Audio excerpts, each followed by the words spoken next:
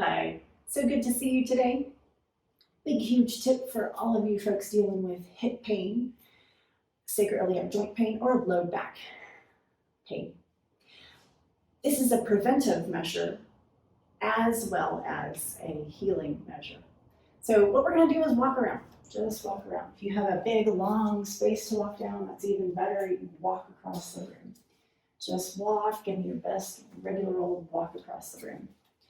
And don't change anything but look down at your feet and notice where those toes are pointed. Just notice, don't do anything else, and then come on back.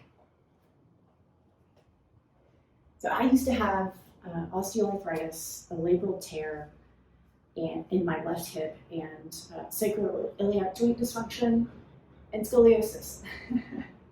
One thing I noticed when I was doing my corrective work, when I was doing my biomechanics and corrective alignment, is that I was walking and sitting and even leaning into my left hip like all the time. And this was my posture.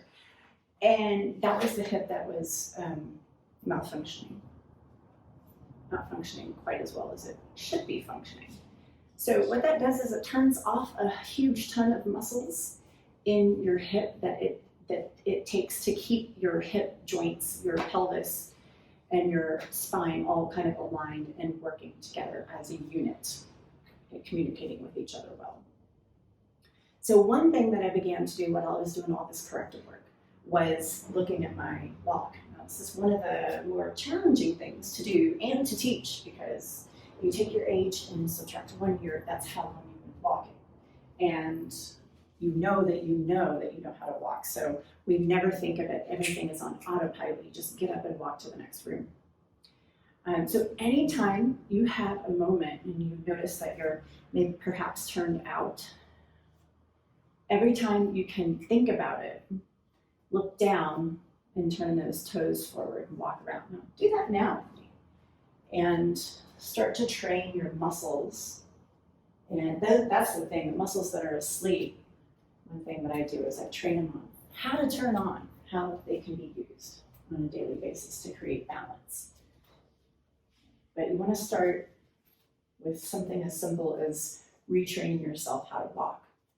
Over the 13 years that I've been doing this work, I have discovered that over 85% of people who deal with any of the issues I just mentioned, and hip pain or low back pain, one or both of their hips turn out, again, which is causing some of that imbalance.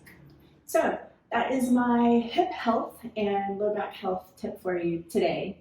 I look forward to seeing you soon.